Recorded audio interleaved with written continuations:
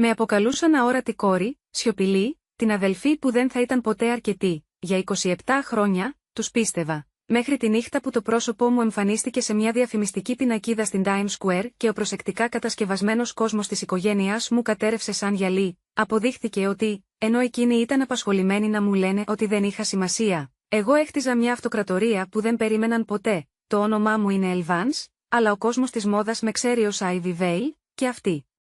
Είναι η ιστορία του πως το κορίτσι που αγνοούσαν έγινε η γυναίκα που δεν μπορούσαν να αγνοήσουν, και πως μερικές φορές η πιο καταστροφική εκδίκηση είναι απλώς να αρνείσαι να μείνεις μικρή. Λίγο πριν επιστρέψουμε σε αυτό, θα ήθελα πολύ να ξέρω από που παρακολουθείτε σήμερα, και αν απολαμβάνετε αυτές τις ιστορίες, βεβαιωθείτε ότι είστε συνδρομητές. Θυμάμαι την ακριβή στιγμή που συνειδητοποίησα ότι ήμουν αόρατη. Ήμουν 12 ετών. Στεκόμουν στο σαλόνι μας κατά τη διάρκεια ενός από τα δείπνα της μαμάς και παρακολουθούσα την Καλέτ να κάνει αυλή σαν μια μικροσκοπική βασίλισσα. Είχε αυτόν τον τρόπο να γέρνει το κεφάλι της όταν γελούσε που έκανε κάθε ενήλικα στο δωμάτιο να σκύβει μπροστά, προσπαθώντας απεγνωσμένα να πιάσει τις χρυσές λέξεις που θα έβγαιναν από τα χείλη της την επόμενη φορά. Η Κολέτα θα είναι τόσο καρδιοκατακτητική, είχε ξεστομίσει η κυρία Πάτερσον από δίπλα, τσαλαπατώντας τα τέλεια σγουρά ξανθά μαλλιά της αδελφής μου. Και η Ελ με είχε κοιτάξει τότε, ψάχνοντας να βρει κάτι καλό να πει για το αμήχανο κορίτσι με τα ποντικοκαφέ μαλλιά και τα δύο μεγάλα δόντια. Η Ελ είναι τόσο ήσυχη. Αυτή η λέξη έγινε η ταμπέλα μου, ήσυχη, που στην πραγματικότητα σήμαινε ξεχασμένη, μη αξιοσημείωτη, απλή, η μαμά, η Βίβιαν για τους φίλους της, πάντα η Βίβιαν, ποτέ απλά η μαμά, έγνεφε μαζί με αυτές τις εκτιμήσεις, με το χαμόγελό της σφιγμένο και απολογητικό. Σαν να λυπόταν προσωπικά που έβγαλε μια τόσο συνηθισμένη δεύτερη κόρη. Η Κολέτ ήταν 3 χρόνια μεγαλύτερη από μένα, και από τη στιγμή που μπόρεσα να σχηματίσω μνήμες, ήταν ο ήλιος γύρω από τον οποίο περιστρεφόταν η οικογένειά μας. Στις οικογενειακές συγκεντρώσεις, οι συγγενείς γούρλωναν την τελευταία της παράσταση σε σχολική παράσταση ή τα άριστα της ή τον τρόπο που μπορούσε να γοητεύσει κάθε ενήλικα για να της δώσει ακριβώς αυτό που ήθελε. Έμαθα από νωρίς να περνάω στο παρασκήνιο, να γίνομαι μέρος της ταπετσαρίας, γιατί κάθε προσπάθεια να μοιραστώ τα φώτα της δημοσιότητας κατέληγε μόνο σε ανεπαίσθητες διορθώσεις.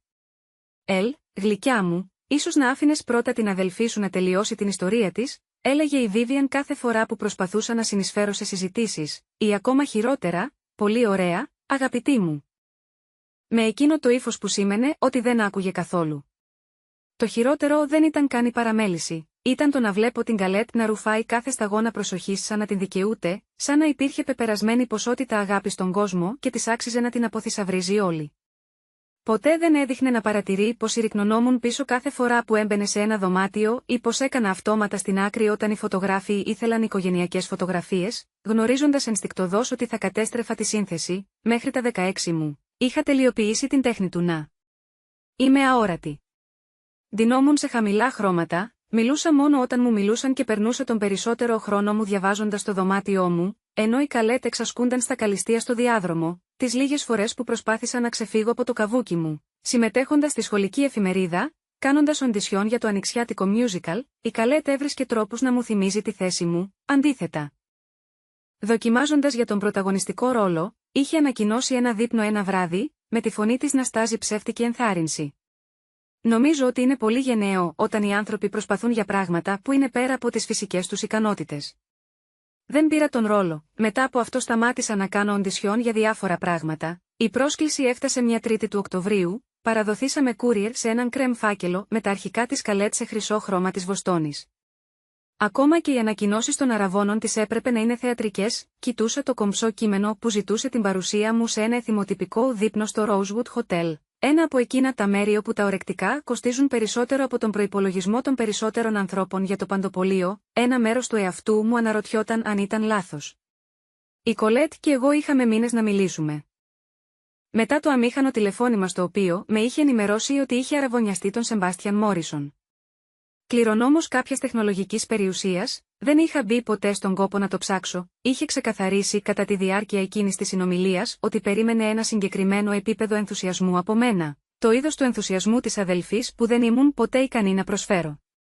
Θα μπορούσες τουλάχιστον να προσποιηθείς ότι χαίρεσαι για μένα, είχε πει όταν της έδωσα ένα απλό συγχαρητήριο. Χαίρομαι για σένα, της είχα απαντήσει, αν και ξέραμε και οι δύο ότι δεν ήταν εντελώς αλήθεια.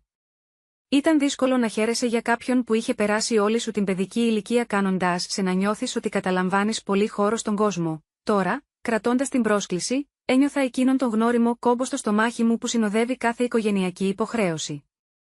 Το έξυπνο θα ήταν να στείλω μετάνοιες, να ισχυριστώ ότι ταξίδευα για δουλειά ή ότι κάτι με έπιασε, αλλά η Νόβα, η συγκατοικός μου και στενότερη φίλη μου, είχε άλλες ιδέες. «Θα πας», μου ανακοίνωσε όταν με βρήκε να κοιτάζω την πρόσκληση πάνω από τον πρωινό μου καφέ. Η Νόβα Μπένετ ήταν όμικρον με τόνο, τι δεν ήμουν εγώ, τολμηρή, με αυτοπεποίθηση, αδιαμαρτύρητα ο εαυτός της. Είχε μπει στη ζωή μου πριν από 3 χρόνια. Όταν είχαμε απαντήσει και οι δύο σε μια αγγελία για ένα διαμέρισμα 2 υπνοδωματίων στο Μπρούκλιν, και με κάποιο τρόπο αποφάσισε ότι η ήσυχη, προσεκτική ύπαρξή μου χρειαζόταν την ιδιαίτερη μάρκα της άγριας φιλίας της. «Πραγματικά δεν νομίζω ότι πρέπει», είπα, αλλά η Νόβα κούνησε ήδη το κεφάλι της. Όλη σου τη ζωή άφηνες αυτή την οικογένεια να σε κάνει να νιώθεις μικρή. Ίσως ήρθε η ώρα να τους δείξεις ποια έγινες, ποια θα γινόμουν εγώ. Αυτό ήταν περίπλοκο, γιατί το πρόσωπο που είχα γίνει ήταν αυτό που κανένας από αυτούς δεν ήξερε ότι υπήρχε. Τα τελευταία 5 χρόνια, ζούσα μια διπλή ζωή που θα είχε σοκάρει όποιον γνώριζε τον ήσυχο, μια αξιοπρόσεκτο LVNC, για τον κόσμο της μόδας. Ήμουν η Ivy Vale, ένα όνομα που είχα επιλέξει προσεκτικά, κάτι που ακουγόταν ταυτόχρονα δυνατό και χαριτωμένο, κάτι που ανήκε σε μια γυναίκα που άξιζε να φαίνεται. Είχε ξεκινήσει σχεδόν τυχαία, είχα δουλέψει ως βοηθός σε ένα μικρό πρακτορείο μοντέλων, αρχιοθετώντας έγγραφα και φέρνοντας καφέ, όταν ένας από τους φωτογράφους τους χρειαζόταν αντικαταστάτρια της τελευταίας στιγμής για μια φωτογράφηση σε κατάλογο. Το μοντέλο είχε ακυρώσει, ήταν απελπισμένη και έτυχε να έχω το σωστό μέγεθος για τα ρούχα. Περίμενα ότι θα ένιωθα αμήχανα και εκτεθειμένη κάτω από τα φώτα, αλλά ανταυτού συνέβη κάτι μαγικό. Η κάμερα είδε κάτι σε μένα που οι καθρέφτες δεν είχαν δει ποτέ. Η μία φωτογράφηση οδήγησε σε άλλη, και μετά σε άλλη. Πάντα με το όνομα Ivy Vale, πάντα με την προϋπόθεση ότι η πραγματική μου ταυτότητα θα παρέμενε μυστική, δεν προσπαθούσα να είμαι μυστηριώδης, προσπαθούσα να είμαι ασφαλής. Ασφαλής από την κρίση της οικογένειάς μου. Ασφαλής από την ικανότητά τους να μειώσουν κάτι που με έκανε επιτέλους να νιώθω πολύτιμη. Το modeling οδήγησε στη δημιουργική διεύθυνση, στο styling, στη συμβουλευτική σε καμπάνιες για μάρκες που εκτιμούσαν τη λεπτότητα έναντι του θεάματος. Ήμουν καλή σε αυτό, καλύτερη από καλή. Είχα ένα μάτι για να βρίσκω την ομορφιά σε απροσδόκητα μέρη, για να αναδεικνύω το είδος της ήρεμης κομψότητας που παραβλέπεται υπέρ των πιο φανταχτερών εναλλακτικών λύσεων. Ήταν ακριβώς το αντίθετο από όμικρον με τόνο, τι αντιπροσώπευε η Καλέτ, και ίσως γι' αυτό ήμουν τόσο παθιασμένη μαζί της. Πριν από 3 εβδομάδες, η Vogue με είχε προσεγγίσει για να γίνω το πρόσωπο της νέας καμπάνιας της που εξυμνούσε την αντισυμβατική ομορφιά. Το αφιέρωμα θα αποκάλυπτε για πρώτη φορά την ταυτότητά μου, συνδέοντας την Ivy Vale με την Elle Vance με έναν τρόπο που θα καθιστούσε αδύνατη την απόκρυψη. Είχα πει ναι, γνωρίζοντας ότι θα άλλαζε τα πάντα, αλλά δεν περίμενα ότι το περιοδικό θα κυκλοφορούσε τόσο σύντομα. Τώρα, καθισμένη με την πρόσκληση της Καλέτ στα χέρια μου, συνειδητοποίησα ότι η μοίρα μπορεί να με πίεζε. Ο συγχρονισμός ήταν πολύ συμπτωματικός για να τον αγνοήσω. «Αν πρόκειται να πας», είπε η Νόβα, καθισμένη στην καρέκλα απέναντί μου, «πρέπει να δείχνεις η γυναίκα που είσαι, όχι το κορίτσι που θυμούνται». Εκείνο το βράδυ, η Νόβα με βοήθησε να διαλέξω ένα ντύσιμο. Ένα απλό μαύρο φόρεμα που κατάφερνε με κάποιο τρόπο να είναι ταυτόχρονα διακριτικό και εντυπωσιακό. Ήταν το είδος του φορέματος που θα φαινόταν υπερβολικά εκλεπτισμένο για την παλιά υπερβολικά γεμάτο αυτοπεποίθηση, αλλά καθώς κοιτούσα τον εαυτό μου στον καθρέφτη, είδα την Ivy Vale να με κοιτάζει πίσω. Η γυναίκα που πόζαρε στους φωτογράφους χωρίς να δειλιάζει, που έδινε δημιουργική καθοδήγηση σε ομάδες καλλιτεχνών, που είχε χτίσει μια καριέρα με τους δικούς της όρους. «Δεν πρόκειται να σε αναγνωρίσουν», είπε η Νόβα και άκουσα στη φωνή της τόσο τον ενθουσιασμό όσο και την ανησυχία.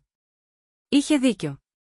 Τα χρόνια ήταν καλά μαζί μου με τρόπους που η εφηβεία δεν ήταν ποτέ. Είχα μάθει πώς να ντύνομαι ανάλογα με το σώμα μου, πώς να φέρομαι με σκοπό, πώς να κάνω τη σιωπή μου να μοιάζει σκόπιμη και όχι απολογητική. Τα μαλλιά μου ήταν μακρύτερα τώρα. Ένα πλούσιο καστανό που έπιανε το φως με τρόπους που η μούση δεν είχε καταφέρει ποτέ. Είχα οριμάσει στα χαρακτηριστικά μου, ανακαλύπτοντας ότι αυτό που φαινόταν απλό σε ένα πρόσωπο 16 ετών έμοιαζε κομψό και εκλεπτισμένο σε ένα γυναικείο, αλλά περισσότερο από τις σωματικές αλλαγές, υπήρχε κάτι διαφορετικό στα μάτια μου. Μια αυτοπεποίθηση που προερχόταν από το ότι ήξερα ότι ήμουν καλή σε κάτι, από το ότι είχα χτίσει μια ζωή που ανήκε αποκλειστικά σε μένα, ήταν το είδος της αυτοπεποίθησης που δεν μπορούσε να δανειστεί ή να προσποιηθεί. Επειδή προερχόταν από το να πετύχω πραγματικά κάτι για το οποίο άξιζε να έχω αυτοπεποίθηση, το βράδυ πριν από το δείπνο, δεν μπορούσα να κοιμηθώ. Σκεφτόμουν την τελευταία φορά που είχα δει τους περισσότερους από αυτούς τους ανθρώπους στο πάρτι αποφοίτησης της Καλέτ. Τότε ήμουν 21 ετών, ακόμα αβέβαιη για τον εαυτό μου, ακόμα υποχωρούσα αυτόματα στις απόψεις των άλλων για το ποια θα έπρεπε να είμαι.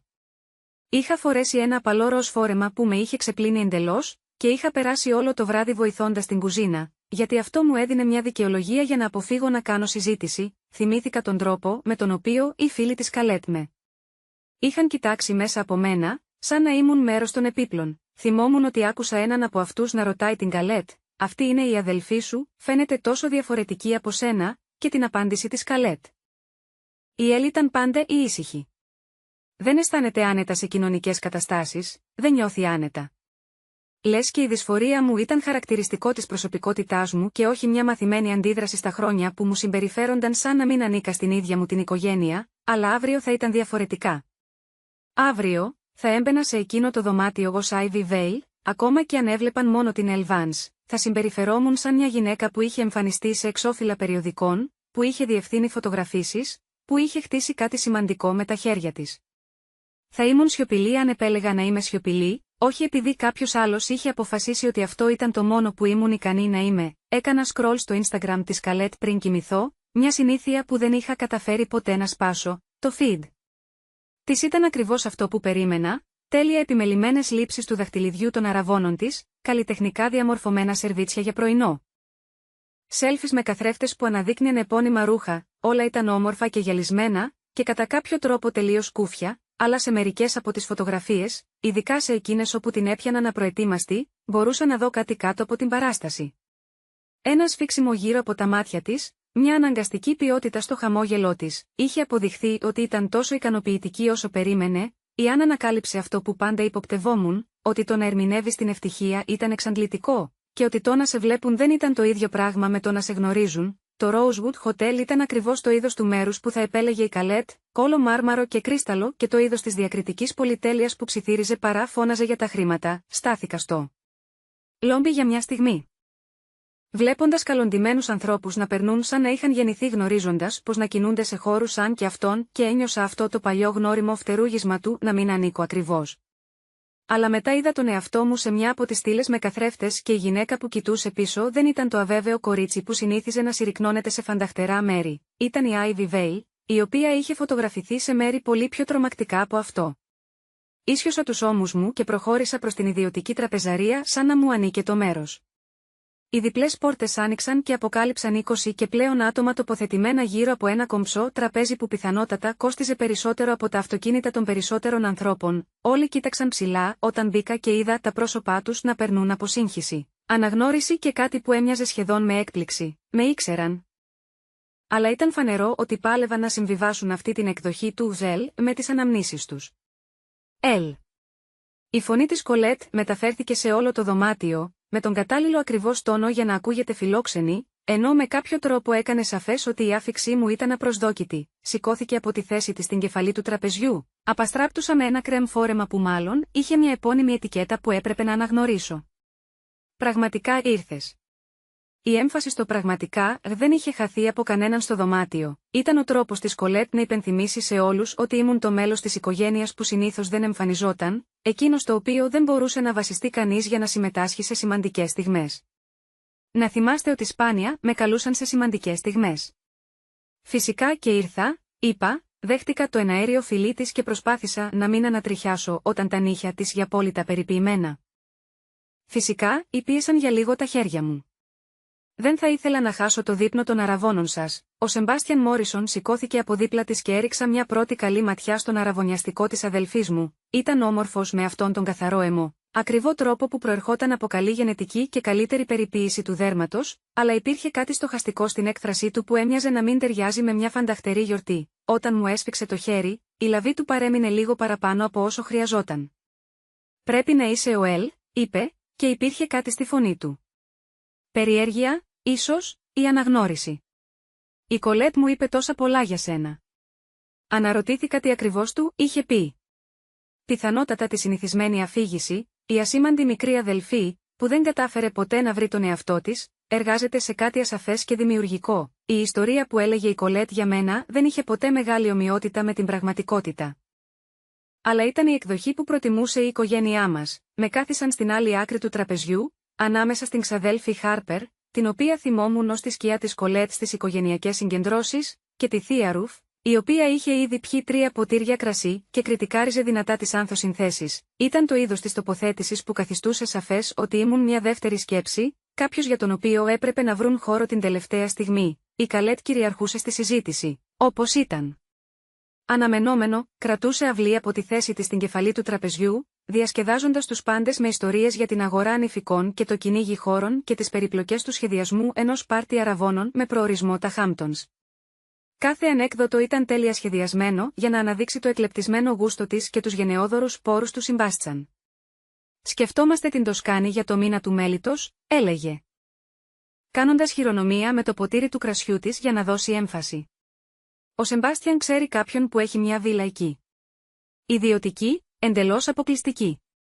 Το είδος του τόπου που δεν μπορείς να κλείσεις έτσι απλά, πρέπει να γνωρίζεις τους ανθρώπους. Έπιασα τον εαυτό μου να παρακολουθεί τον Σεμπάστιαν κατά τη διάρκεια αυτών των παραστάσεων, με περιέργεια για τις αντιδράσεις του. Είχε μια έκφραση σαν να παρατηρούσε τη σκηνή παρά να συμμετείχε πλήρως σε αυτήν. 1 ή 2 φορές, τον έπιασα να κοιτάζει προς το μέρος μου με μια έκφραση που δεν μπορούσα να διαβάσω. «Η Ελ δεν έχει πάει ποτέ στην Ευρώπη», ανακοίνωσε ξαφνικά η Κολέτ και συνειδητοποίησα ότι πρέπει να με πρόσεξε να παρακολουθώ τον αραβωνιαστικό της. «Δεν είναι και πολύ ταξιδιάρα. Προτιμάς να μένεις κοντά στο σπίτι σου, έτσι δεν είναι?» Ελ ήταν ένα τέλειο παράδειγμα του τρόπου με τον οποίο λειτουργούσε η Κολέτ, παίρνοντας ένα κόκκο αλήθειας και διαμορφώνοντάς τον σε κάτι που με μείωνε. Ναι, δεν είχα ταξιδέψει εκτενώς. Αλλά αυτό συνέβαινε επειδή έχτιζα μια καριέρα, όχι επειδή μου έλειπε η περιπέτεια ή η περιέργεια. Απλώς είχα επιλέξει να επενδύσω το χρόνο και την ενέργειά μου διαφορετικά από όμικρον με τόνο στη εκείνη. «Έχω επικεντρωθεί στη δουλειά», είπα απλά, αλλά ακόμη και αυτή η ήπια απάντηση φάνηκε να την εκνευρίζει. Η Ελ ήταν πάντα τόσο σοβαρή με τα μικρά της σχέδια, είπε με ένα γέλιο που προσκάλεσε όλους τους άλλους να μοιραστούν το αστείο. «Θυμάσαι όταν ήθελες να γίνεις φωτογράφος, τι ήταν αυτό που έλεγες?» «Θα αποτύπωνες την ομορφιά που κανείς άλλος δεν μπορούσε να δει». Η ανάμνηση στην οποία αναφερόταν ήταν από τότε που ήμουν 15 ετών, όταν είχα μαζέψει χρήματα για μήνες για να αγοράσω μια μεταχειρισμένη φωτογραφική μηχανή και περνούσα κάθε Σαββατοκύριακο φωτογραφίζοντας την πόλη. Οι φωτογραφίες ήταν καλές. Αρκετά καλές ώστε ο καθηγητής καλλιτεχνικών μου είχε προτείνει να κάνω αίτηση σε εξειδικευμένα προγράμματα, αλλά όταν τις είχα δείξει στην οικογένεια, η Καλέτ τις είχε απορρίψει ως παράξενες και καταθλιπτικές, και η μαμά είχε ανησυχήσει ότι η υπερβολική ενασχόληση με την τέχνη θα με έκανε ακόμα πιο αντικοινωνική από όμικρον με τόνο, τι ήμουν ήδη. «Θυμάμαι», είπα, και πρέπει να υπήρχε κάτι στη φωνή μου, γιατί η Χάρπερ με κοίταξε με ξαφνικό ενδιαφέρον. «Η Ελ είχε πάντα τόσο καλό μάτι», είπε απροσδόκητα η Χάρπερ. «Θυμάμαι τις φωτογραφίες που μου τράβηξε στο σπίτι στην παραλία εκείνο το καλοκαίρι. Τις έχω ακόμα», την κοίταξα έκπληκτος.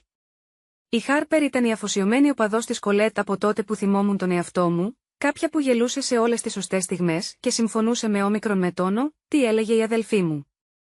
Ποτέ δεν είχα φανταστεί ότι θα κρατούσε κάτι που είχα δημιουργήσει. «Αυτό είναι γλυκό», είπε η Κολέτ, αλλά το χαμόγελό της είχε σφίξει. Δεν της άρεσε όταν η προσοχή απομακρυνόταν από πάνω της. Έστω και για λίγο. Η Ελ ήταν πάντα δημιουργική. Ίσως να κάνει ακόμα τα μικρά της χόμπι έργα. Μικρά σχέδια για χόμπι, λες και οι καμπάνιες που είχα σκηνοθετήσει δεν είχαν προβληθεί σε μεγάλα έντυπα, λες και η δουλειά που είχα κάνει δεν είχε επενεθεί από μερικά από τα πιο σεβαστά ονόματα της μόδας. Αλλά δεν μπορούσα να πω τίποτα από αυτά χωρίς να αποκαλύψω ποια πραγματικά ήμουν, και δεν ήμουν ακόμα έτοιμη για αυτή τη συζήτηση. Το τηλέφωνο μου χτύπησε με ένα μήνυμα από την Νόβα, το εξώφυλλό σου στη Vogue έπεσε. «Είσαι παντού τώρα. Ακόμα και στην Times Square». Πήγα στην τουαλέτα, καθώς χρειαζόμουν μια στιγμή για να επεξεργαστώ αυτό που μόλις μου είχε πει η Νόβα. Η καμπάνια ήταν ζωντανή, πράγμα που σήμαινε ότι αυτή τη στιγμή, σε όλη την πόλη, ο κόσμος έβλεπε το πρόσωπο της Ivy Vale σε διαφημιστικές πινακίδες, στάσεις λεωφορείων και εξώφυλλα περιοδικών.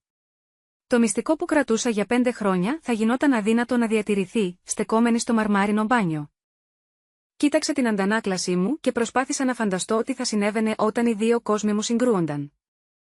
Θα ήταν περήφανη η Κολέτ που η ήσυχη αδελφή της είχε πετύχει κάτι σημαντικό, ή θα έβρισκε έναν τρόπο να το μειώσει, να το κάνει να αφορά κάπως εκείνη. Σκέφτηκα τον πατέρα μου, ο οποίος είχε πεθάνει όταν ήμουν 22 ετών, ακριβώς όταν άρχισα να καταλαβαίνω ποια ήθελα να γίνω. Ήταν ο μόνος άνθρωπος στην οικογένεια που φαινόταν να με βλέπει πραγματικά, που ενθάρρυνε τη φωτογραφία μου και άκουγε τις ιδέες μου χωρίς να τις συγκρίνει αμέσως με τα πιο συμβατικά επιτεύγματα της Καλέτ.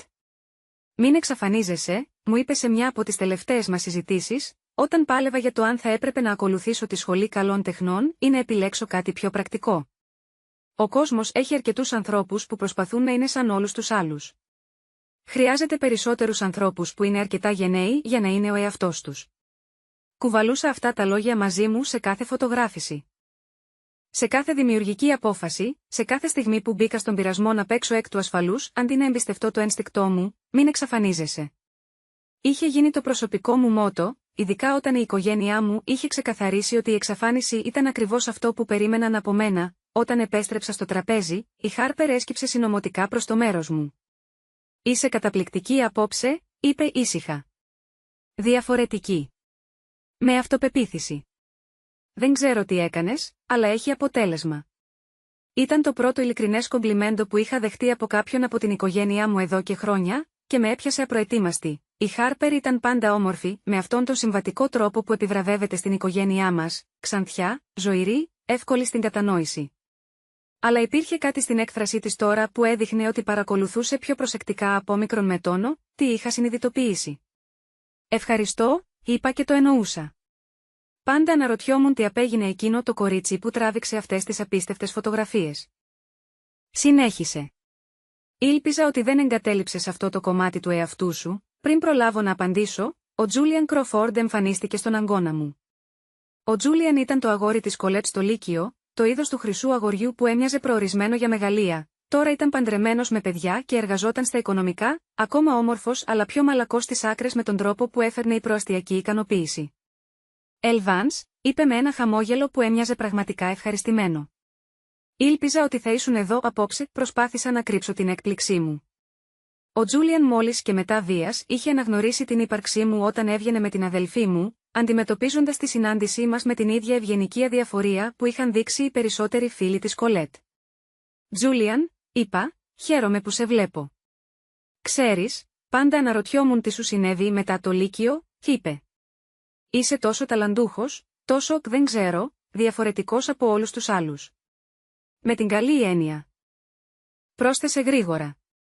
«Πάντα πίστευα ότι θα κατέληγες να κάνεις κάτι καταπληκτικό». Η συζήτηση ήταν σουρεαλιστική. Αυτό ήταν το ίδιο άτομο που είχε καθίσει στο τραπέζι της κουζίνας μας δεκάδες φορές χωρίς ποτέ να μου κάνει ούτε μία ερώτηση για τον εαυτό μου, που μου είχε φερθεί σαν να ήμουν μέρος των επίπλων, τώρα μου μιλούσε σαν να ήμουν κάποιος που άξιζε να γνωρίσω. «Έμαθα ότι είσαι στην πόλη τώρα», συνέχισε. «Δουλεύεις στη μόδα ή κάτι τέτοιο», είπα προσεκτικά. Από την άλλη άκρη του τραπεζιού, έπιασα τη Βίβια να παρακολουθεί τη συζήτησή μας με συνοφρίωμα. Η μητέρα μου είχε κατακτήσει την τέχνη της ανάγνωσης της κοινωνικής δυναμικής και μπορούσε να διαισθάνεται πότε η προσοχή κυλούσε προς κατευθύνσεις που δεν ενέκρινε. Έπιασε το μάτι μου και μου έριξε ένα βλέμμα που έλεγε ξεκάθαρα ότι έπρεπε να τελειώνω, με όποιο κατάλληλο φλερτ φανταζόταν ότι συνέβαινε. Ήταν ακριβώς το είδος του διακριτικού ελέγχου που είχε διαμορφώσει ολόκληρη την παιδική μου ηλικία. Το ανασηκωμένο φρύδι που σήμαινε ότι μιλούσα πολύ δυνατά, το ελαφρύ κούνημα του κεφαλιού που σήμαινε ότι ήμουν πολύ ενθουσιώδης, η προσεκτική ανακατεύθυνση που εξασφάλιζε ότι ποτέ δεν κρατούσα το κέντρο της σκηνής για πολλή ώρα, ακόμη και τώρα, στα 27 μου χρόνια, ένιωθα την αυτόματη παρόρμηση να συμμορφωθώ, αλλά μετά θυμήθηκα το κείμενο της Νόβα και την πινακίδα στην Times Square, και το γεγονός ότι κάπου στην πόλη, οι άνθρωποι κοιτούσαν το πρόσωπό μου και έβλεπαν κάτι που άξιζε την προσοχή τους. Χαμογέλασα στον Τζούλιαν και συνέχισα τη συζήτησή μας. «Ξέρεις», είπε χαμηλώνοντας ελαφρώς τη φωνή του, «πάντα ήμουν λίγο ερωτευμένος μαζί σου τότε. Πιθανότατα δεν το ήξερες. Ήμουν πολύ απορροφημένος στην προσπάθεια να εντυπωσιάσω την αδελφή σου. Αλλά υπήρχε κάτι σε σένα που ήταν τόσο γνήσιο, αληθινό», τον κοίταξα σοκαρισμένη. Ο Κρόφορντ ήταν ερωτευμένος μαζί μου, το αγόρι που παρακολουθούσα από μακριά, νομίζοντας ότι ήταν εντελώς έξω από τα νερά μου, με είχε σκεφτεί και αυτό. «Δεν το ήξερα ποτέ», είπα με ειλικρίνεια. «Ήμουν ένας ηλίθιος έφηβος», είπε γελώντας. Πολύ φοβισμένος για να πω στην ενδιαφέρουσα κοπέλα πως ένιωθα. πολύ συγκεντρωμένος στο τι περίμεναν οι άλλοι να θέλω. Η ιστορία της εφηβείας, σωστά, καθώς σερβιριζόταν το επιδόρπιο, ο Σεμπάστιαν σηκώθηκε από τη θέση του στην κεφαλή του τραπεζιού. Όλοι σώπασαν, περιμένοντας την παραδοσιακή πρόποση. Αλλά αντί να ξεκινήσει τον συνηθισμένο λόγο για την αγάπη και τη δέσμευση, με κοίταξε κατευθείαν. «Ξέρεις», είπε, και η φωνή του μεταφέρθηκε καθαρά σε όλο το δωμάτιο, «μου θυμίζεις πραγματικά κάποιον. Υπάρχει κάτι τόσο οικείο πάνω σου». Ένιωσα κάθε μάτι στο δωμάτιο να στρέφεται προς το μέρος μου και η καρδιά μου άρχισε να χτυπάει πιο γρήγορα. Αυτή ήταν η στιγμή. Η στιγμή που φοβόμουν και περίμενα όλο το βράδυ, ο Σεμπάστιαν έβγαλε το τηλέφωνό του και τον είδε να ξεφυλίζει κάτι που έμοιαζε με εφαρμογή ειδήσεων. Μετά σήκωσε την οθόνη και είδα το δικό μου πρόσωπο να με κοιτάζει από το εξώφυλλο της Vogue που μόλις είχε βγει στον αέρα. «Νομίζω», είπε με ένα αργό χαμόγελο, «ότι αυτή μπορεί να είσαι εσύ». Η σιωπή που ακολούθησε τα λόγια του Σεμπάστιαν ήταν από αυτές που έμοιαζαν να ρουφάνε όλο το οξυγόνο από το δωμάτιο. 20 ζευγάρια μάτια κοίταζαν την οθόνη του τηλεφώνου, μετά εμένα και μετά πάλι την οθόνη, σαν να προσπαθούσαν να λύσουν ένα παζλ που δεν έβγαζε νόημα. Η εικόνα στο τηλέφωνο του Σεμπάστιαν ήταν αναμφισβήτητα εγώ, όχι η προσεκτικά διακριτική εκδοχή που καθόταν στο τραπέζι τους, αλλά εγώ ως Ivy Veil, φωτογραφημένη. Για την καμπάνια The Conventional Beauty της Vogue, στη φωτογραφία, κοίταζα κατευθείαν στη φωτογραφική μηχανή με μια έκφραση ήρεμης αυτοπεποίθησης. Φορώντας ένα λευκό φόρεμα που κυλούσε και έμοιαζε να λάμπει στο φυσικό φωτισμό, ο τίτλος έγραφε «Γνωρίστε την Ivy Veil». Το ανώνυμο μοντέλο αποκαλύπτει επιτέλους την ταυτότητά της. «Περιμένετε». Η Χάρπερ ήταν η πρώτη που μίλησε, η φωνή της μόλις που ξεπερνούσε τον ψίθυρο. Αυτή είσαι στην πραγματικότητα εσύ». Ένιωθα τον παλμό μου να χτυπάει δυνατά. Αλλά παραδόξως, δεν ένιωσα τον πανικό που περίμενα, αντίθετα, υπήρχε κάτι σχεδόν απελευθερωτικό στο ότι το μυστικό βγήκε επιτέλους στο φως. Κούνησα αργά το κεφάλι μου. «Ναι», είπα απλά. Οι λέξεις φάνηκε να σπάνε κάποιο ξόρκι, και ξαφνικά όλοι μιλούσαν ταυτόχρονα, οι φωνές επικαλύπτονταν καθώς οι άνθρωποι έβγαζαν τα δικά τους τηλέφωνα, ψάχνοντας μανιωδώς για την ιστορία που προφανώς εξαπλωνόταν στα μέσα κοινωνικής δικτύωσης πιο γρήγορα από όμικρον με τόνο, τι μπορούσαν να επεξεργαστούν. «Μα είσαι». «Θέλω να πω, ήσουν». Η θεία Ρουθ έψαχνε να βρει τις λέξεις, με το πρόσωπο της που είχε κοκκινήσει από το κρασί να έχει ρητίδες σύγχυσης. «Αεροπλάνο». Τελείωσε κάποιος άλλος. Δεν μπορούσα να καταλάβω ποιος μέσα στο χάος των φωνών. «Ποτέ δεν ήταν η Πλέιν», είπε η Χάρπερ αποφασιστικά, και η απροσδόκητη υπεράσπιση της έκανε αρκετούς να γυρίσουν να την κοιτάξουν. Απλώς δεν την κοιτάξαμε ποτέ πραγματικά, η Κολέτ είχε μείνει εντελώς ακίνητη. Το πιρούνι της αιωρούνταν στα μισά του δρόμου προς το στόμα της, με ένα κομμάτι κέικ σοκολάτας να ισορροπεί επισφαλώς στην άκρη του. Το πρόσωπο της είχε χλωμιάσει, εκτός από δύο φωτεινές κοιλίδες χρώματος στα μάγουλά της, έμοιαζε σαν κάποιος να της είχε μόλις πει ότι η βαρύτητα είχε σταματήσει να λειτουργεί. «Αυτό είναι γελίο», είπε τελικά, αφήνοντας το πιρούνι της με σκόπιμη προσοχή. Τι είναι αυτό, κάποιο είδος αστείου», αλλά ακόμα και την ώρα που το έλεγε, περισσότεροι άνθρωποι έβρισκαν την ιστορία στα τηλέφωνά τους, διάβαζαν δυνατά κομμάτια του άρθρου που περιέγραφαν λεπτομερώς την πενταετή καριέρα της Ivy Veil στη μόδα, τη δουλειά της ως δημιουργική διευθύντρια. Τις καμπάνιες τις οποίες είχε συμμετάσχει και οι οποίες είχαν επηρεάσει αθόρυβα τις τάσεις σε ολόκληρο τον κλάδο. Η Ivy Veil υπήρξε το καλύτερα κρυμμένο μυστικό της μόδας, διάβασε ο θείος Ρόμπερτ από το τηλέφωνό του, με τη φωνή του γεμάτη έκπληξη. Το μάτι της για την αντισυμβατική ομορφιά διαμόρφωσε μερικές από τις πιο αξιομνημόνευτες καμπάνιες των τελευταίων 5 ετών, διατηρώντας μέχρι τώρα πλήρη ανωνυμία. «Θεέ μου», ψιθύρισε ένας από τους φίλους της Καλέτ. «Έχω δει αυτές τις καμπάνιες. Θυμάμαι εκείνη τη διαφήμιση αρώματος από πέρυσι, εκείνη για την οποία μιλούσαν όλοι. Αυτή ήσουν εσύ», έκανα και πάλι νεύμα, νιώθοντας σουρεαλιστικά για την όλη κατάσταση. Για 5 χρόνια, κρατούσα αυτό το κομμάτι της ζωής μου εντελώς χωριστά από την οικογένειά μου, εν μέρει από αυτοπροστασία και εν μέρει επειδή δεν φανταζόμουν ποτέ ότι θα καταλάβαιναν ή θα εκτιμούσαν αυτό που έκανα. Τώρα, βλέποντας τα πρόσωπά τους να περνούν από το σοκ και τη σύγχυση και αυτό που έμοιαζε με την αρχή του σεβασμού, συνειδητοποίησα ότι ίσως τους είχα υποτιμήσει. Λοιπόν, τους περισσότερους από αυτούς. «Αυτό είναι εντελώς τρελό», είπε η Καλέτ, με τη φωνή της να ανεβαίνει ελαφρώς. Δεν μπορείς να προσποιείσαι ότι είσαι κάποιο διάσημο μοντέλο. Αυτό είναι το δείπνο των αραβώνων μου, όχι κάποια περίτεχνη φάρσα. Η κατηγορία κρεμόταν στον αέρα σαν χαστούκι, ακόμα και αφού είδε τις αποδείξεις, ακόμα και με πολλαπλές πηγές που επιβεβαίωναν την ιστορία. Το πρώτο ένστικτο της Καλέτ ήταν να υποθέσει ότι λέω ψέματα, προσπαθώντας να κλέψω τα φώτα της δημοσιότητας.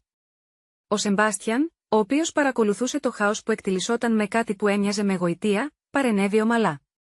«Δεν προσποιείται», είπε, με τη φωνή του να κόβει το θόρυβο. Την αναγνώρισα από τη στιγμή που μπήκε μέσα, αλλά δεν μπορούσα να εντοπίσω που είχα δει το πρόσωπό της. Τώρα θυμήθηκα.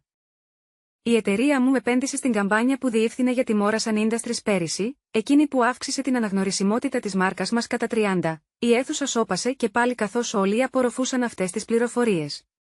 Ο Σεμπάστιαν δεν επιβεβαίωνε απλώς την ταυτότητά μου. Αποκάλυπτε ότι είχε συνδεθεί επαγγελματικά με τη δουλειά μου χωρίς να το καταλάβει κανείς μας. «Επενδύσατε στην καμπάνια της Shell», η φωνή της Κολέτ μόλις που ακουγόταν.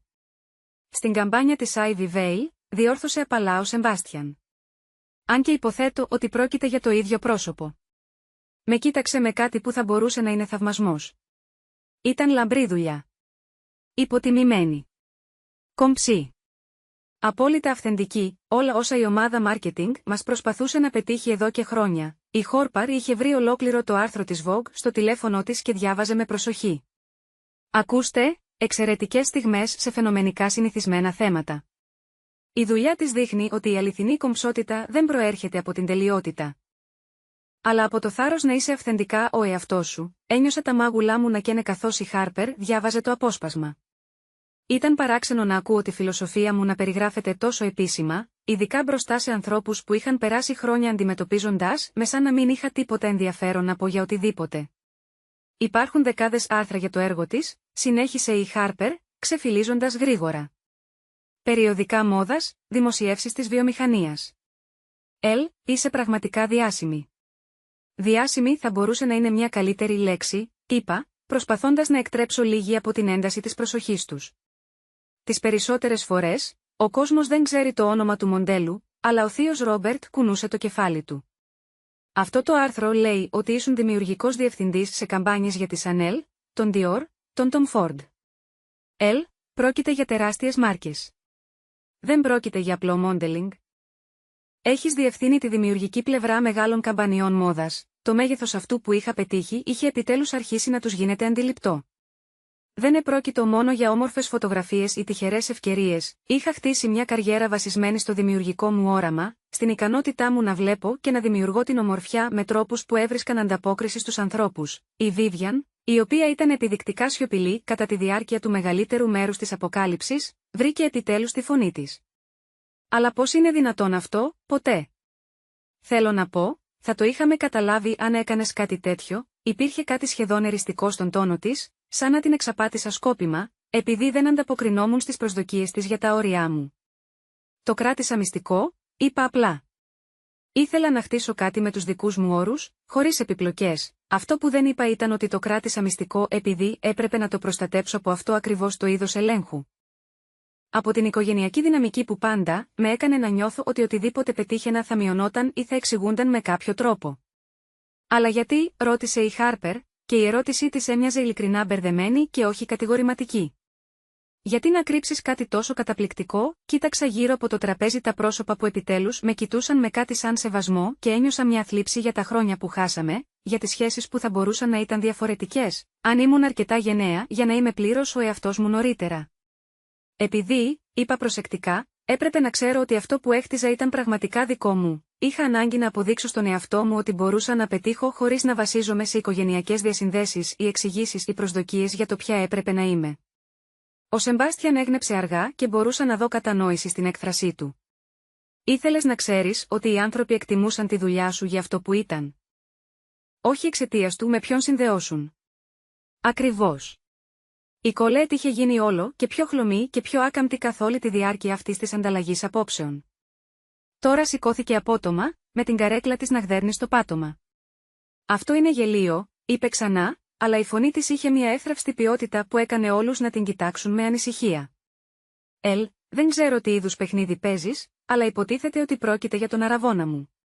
Αυτή είναι η στιγμή μου και εσύ προσπαθείς να την καταστρέψεις με μια περίτεχνη φαντασίωση ότι είσαι μοντέλο». Οι λέξεις αιωρούνταν στον αέρα σαν πρόκληση, ακόμα και αφού είδε πολλαπλές πηγές να επιβεβαιώνουν την ιστορία. Ακόμα και με την επαγγελματική μαρτυρία του Σεμπάστιαν, η Κολέτ απλώς δεν μπορούσε να δεχτεί ότι η απλή μικρή της αδελφή είχε καταφέρει κάτι αξιοσημείωτο. «Κολέτ», είπε απαλά ο Χάρπερ. «Δεν είναι φαντασίωση. Κοίταξε τις φωτογραφίες. Διάβασε τα άρθρα. Αυτό είναι αληθινό», αλλά η Κολέτ δεν μπορούσε να ακούσει τη λογική. Άρπαξε την τσάντα της και σηκώθηκε όρθια, με το πρόσωπο της αναψοκοκκινισμένο από θυμό και κάτι που έμοιαζε με πανικό. «Χρειάζομαι λίγο αέρα», ανακοίνωσε.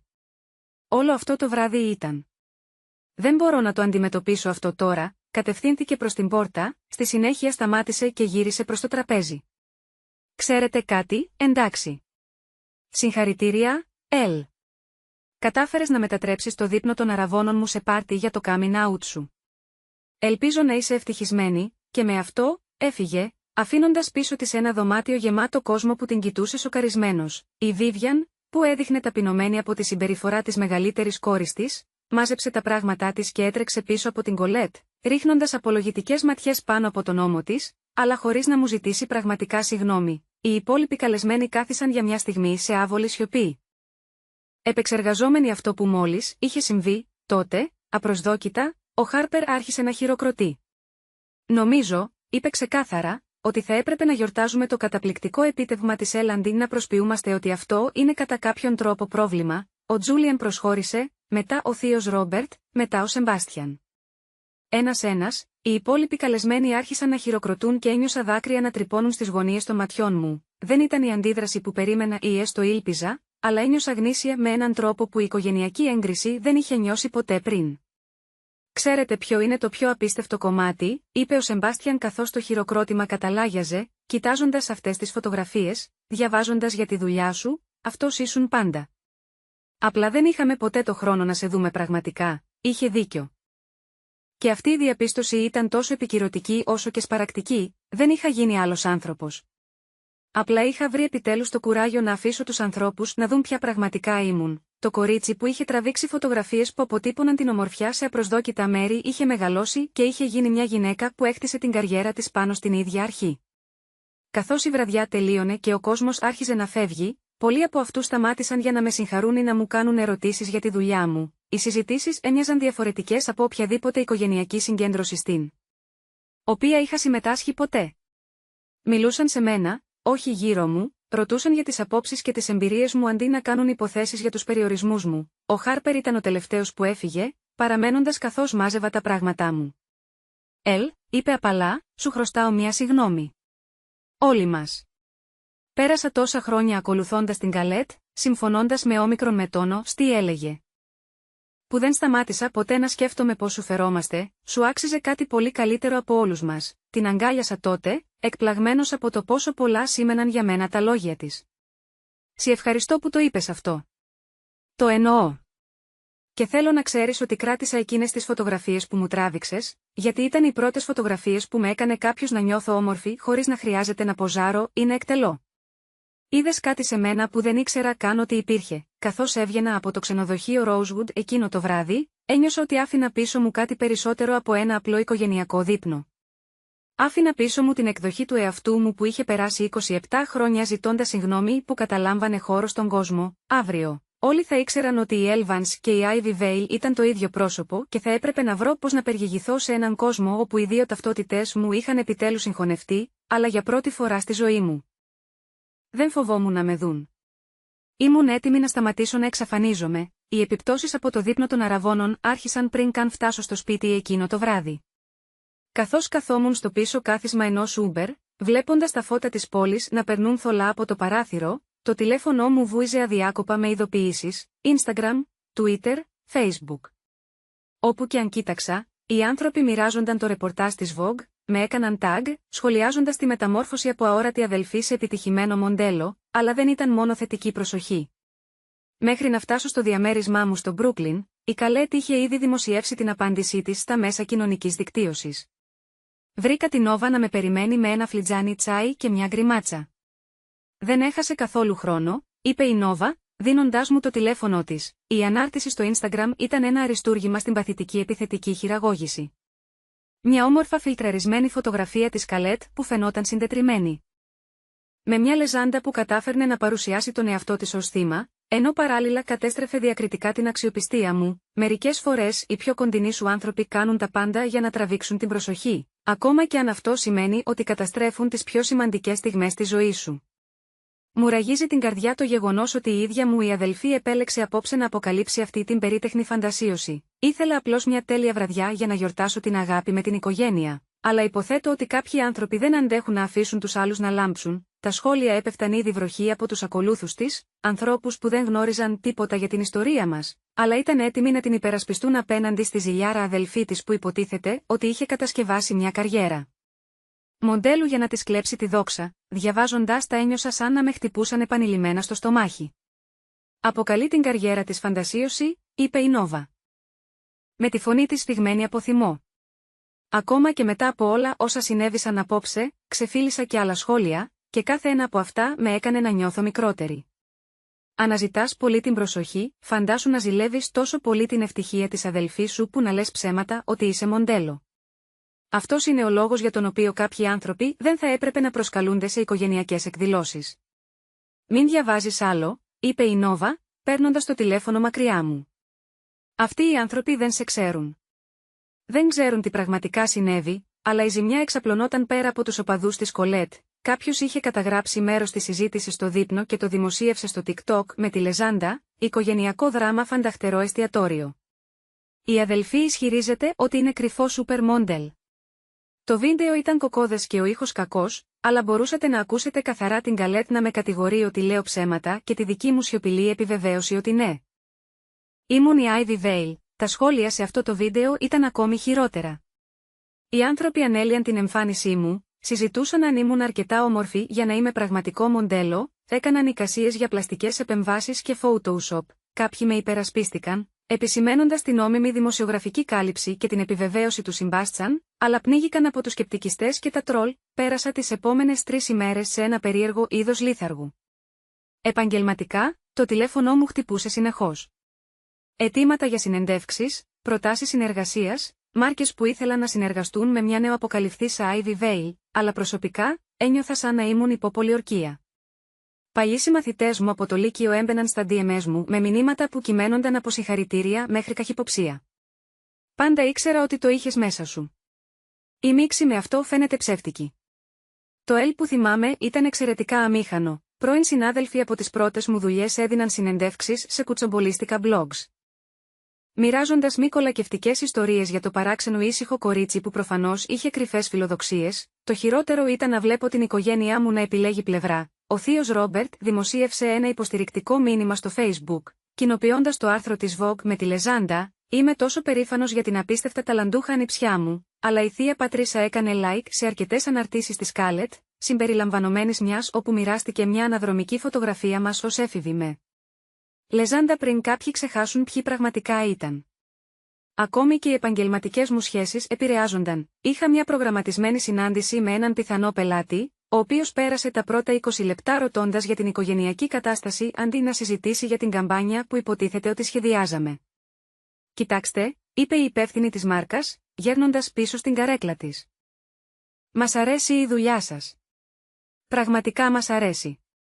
Αλλά αυτή τη στιγμή υπάρχει πολύς θόρυβος γύρω από την προσωπική σας ζωή, πρέπει να βεβαιωθούμε ότι αυτό δεν θα επισκιάσει το μήνυμα που προσπαθούμε να στείλουμε». Ήταν ακριβώς αυτό που φοβόμουν ότι θα συνέβαινε αν οι δύο κόσμοι μου συγκρούονταν. Το προσωπικό μου δράμα να γίνει πιο ενδιαφέρον για τους ανθρώπους από την πραγματική μου δουλειά. Η Νόβα προσπάθησε να μου κρατήσει το ηθικό ψηλά, υπενθυμίζοντάς μου ότι αυτό ήταν απλώς το αρχικό οστικό κύμα και ότι θα καταλαγιάσει, αλλά την Πέμπτη το πρωί.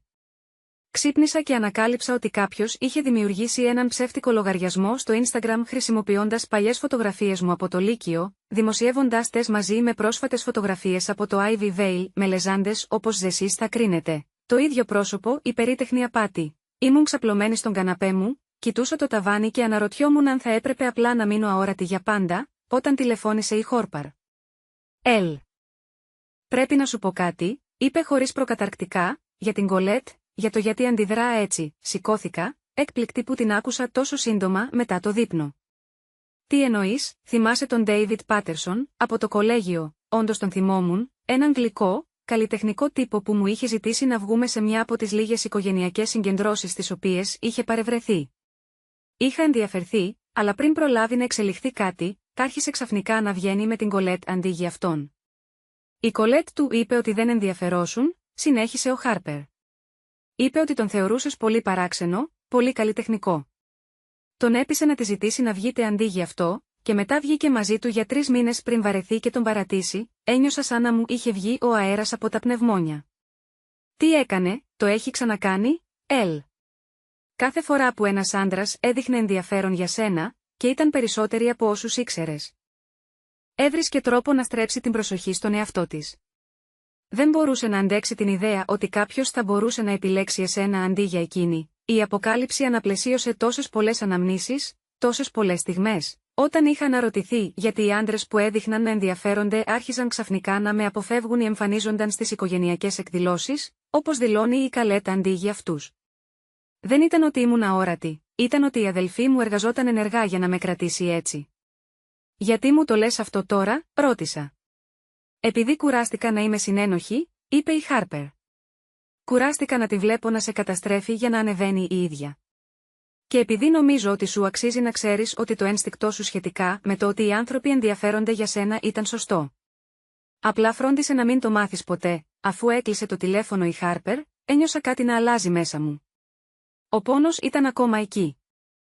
Αλλά από κάτω υπήρχε ένας αυξανόμενος θυμός, όχι μόνο για την αποκάλυψη της καριέρας του μοντέλου, αλλά για χρόνια συστηματικής υπονόμευσης που μόλις τώρα άρχισα να καταλαβαίνω, όταν ο Σεμπάστιαν τηλεφώνησε εκείνο το βράδυ, παραλίγο να μην απαντήσω. Ένα μέρος μου υπέθεσε ότι τηλεφωνούσε για να εξομαλύνει τα πράγματα με την Καλέτ, ίσως για να μου ζητήσει να υποβαθμίσω την όλη κατάσταση για χάρη της σχέσης τους.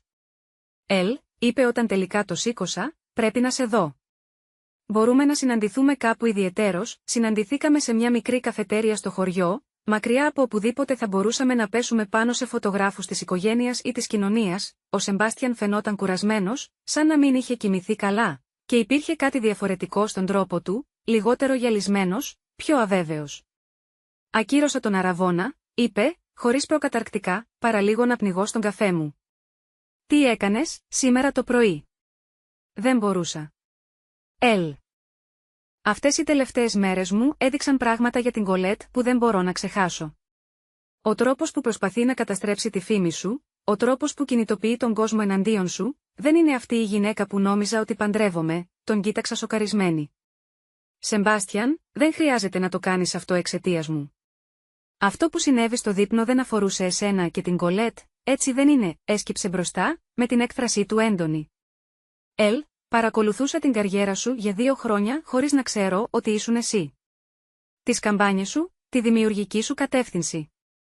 Αυτή η δουλειά μου μίλησε με έναν τρόπο που τίποτα από όσα είπε ή έκανε ποτέ η Κολέτ δεν μου μίλησε, και όταν συνειδητοποίησα ότι ήσουν το ίδιο άτομο που καθόταν ήσυχα στο παρασκήνιο στις οικογενειακές εκδηλώσεις, αφήνοντας τους πάντες να σου φέρονται σαν να ήσουν αόρατοι, έτρεξε ένα χέρι στα μαλλιά του, παλεύοντας φανερά με το πώς να εκφράσει αυτό που ένιωθε. Σκεφτόμουν συνέχεια αυτό που είπες εκείνο το βράδυ. Ότι είχες ανάγκη να αποδείξεις ότι μπορείς να χτίσεις κάτι που να είναι πραγματικά δικό σου. Αυτό απαιτεί απίστευτη δύναμη, Ελ, και τότε είδα την Καλέτ να προσπαθεί να τα γκρεμίσει όλα αντί να γιορτάσει την επιτυχία σου, και συνειδητοποίησα ότι στην πραγματικότητα δεν ξέρω τη γυναίκα που σχεδίαζα να παντρευτώ. Η συζήτηση ήταν σουρεαλιστική. Πριν από 3 μέρες, ο Σεμπάστιαν ήταν ο αραβωνιαστικός της αδελφής μου, κάποιος που μόλις και μετά βίας γνώριζα πέρα από την ευγενική οικογενειακή συναναστροφή. Τώρα μου έλεγε ότι η δουλειά μου είχε επηρεάσει τα συναισθήματά του για τη σχέση του, ότι βλέποντας πώς με αντιμετώπιζε η οικογένειά μου είχε ανοίξει τα μάτια του σε κάτι θεμελιώδες για τον χαρακτήρα της Κολέτ. Δεν ξέρω τι να πω, παραδέχτηκα. Δεν χρειάζεται να πεις τίποτα. Ήθελα απλώς να ξέρεις ότι κάποιος βλέπει τι έχεις καταφέρει και ότι το να σε βλέπω να χειρίζεσαι όλη αυτή την κριτική με τόση χάρη ήταν εμπνευσμένο, καθώς περπατούσα στο σπίτι εκείνο το βράδυ. Ένιωσα σαν να είχε μετακινηθεί ξανά το έδαφος κάτω από τα πόδια μου. Ο αραβώνας της Καλέτ είχε τελειώσει, τουλάχιστον εν μέρη, εξαιτίας αυτού που είχε συμβεί στο δείπνο. Θα έπρεπε να αισθανθώ δικαιωμένη, αλλά ανταυτού ένιωσα εξαντλημένη. Το μόνο που ήθελα ήταν να χτίσω μια ζωή όπου θα μπορούσα να εκτιμηθώ για αυτό που πραγματικά ήμουν. Ποτέ δεν είχα σκοπό να καταστρέψω την ευτυχία κάποιου άλλου στην πορεία, αλλά τότε θυμήθηκα την αποκάλυψη της Χάρπερ για τον Ντέιβιντ και όλες τις άλλες φορές που η Κολέτ είχε ενεργά εργαστεί για να με μειώσει. Ίσως αυτό να μην είχε να κάνει καθόλου με τις πράξεις μου, ίσως επρόκειτο για τις φυσικές συνέπειες του να φέρεσαι άσχημα στους ανθρώπους, που τελικά την πρόλαβαν. Το αφιέρωμα της Vogue δημοσιεύτηκε την επόμενη εβδομάδα και μαζί του ήρθε ένα επίπεδο επαγγελματικής αναγνώρισης που δεν είχα ξαναζήσει ποτέ πριν. Το περιοδικό είχε κάνει ένα ολόκληρο άνοιγμα. 6 σελίδες με φωτογραφίες και μια σε βάθος συνέντευξη σχετικά με τη φιλοσοφία μου για την ομορφιά, τη δημιουργική μου διαδικασία και τη διαδρομή μου από ανώνυμο μοντέλο σε δημιουργικό διευθυντή, αλλά περισσότερο από το κύρος της τοποθέτησης στο περιοδικό. Αυτό που με συγκίνησε ήταν οι αντιδράσεις των αναγνωστών. Το Instagram μου, το οποίο είχα επιτέλους δημοσιοποιήσει με το πραγματικό μου όνομα, κατακλείστηκε από μηνύματα νεαρών γυναικών που έλεγαν ότι η ιστορία μου τις ενέπνευσε να ακολουθήσουν τα δικά τους δημιουργικά όνειρα παρά τον οικογενειακό σκεπτικισμό ή την κοινωνική πίεση. Κρύβω την τέχνη μου εδώ και χρόνια επειδή η οικογένειά μου λέει ότι δεν είναι πρακτική, έγραψε μια έφηβη. Βλέποντας την επιτυχία σας, με κάνει να θέλω να είμαι αρκετά γενναία για να δείξω στον κόσμο τι μπορώ να κάνω. Ένα άλλο μήνυμα έγραφε: πάντα ένιωθα πολύ απλή για να γίνω μοντέλο. Αλλά η καμπάνια σας με έκανε να συνειδητοποιήσω ότι η ομορφιά δεν έχει να κάνει με το να ταιριάζει στην ιδέα κάποιου άλλου για το τέλειο. Σας ευχαριστούμε που μας δείχνετε ότι υπάρχουν διαφορετικοί τρόποι για να είσαι όμορφη. Αυτές οι απαντήσεις μου υπενθύμησαν τον λόγο για τον οποίο με τράβηξε αυτή η δουλειά εξ αρχής, τη δύναμη της αναπαράστασης, του να δείχνει στους ανθρώπους ότι υπάρχει χώρος στον κόσμο για διαφορετικά είδη ομορφιάς, διαφορετικούς τρόπους να φαίνονται. Η Νόβα πρότεινε να το γιορτάσουμε με δείπνο στο αγαπημένο μας εστιατόριο, αλλά έπιασα τον εαυτό μου να λαχταρά κάτι μεγαλύτερο.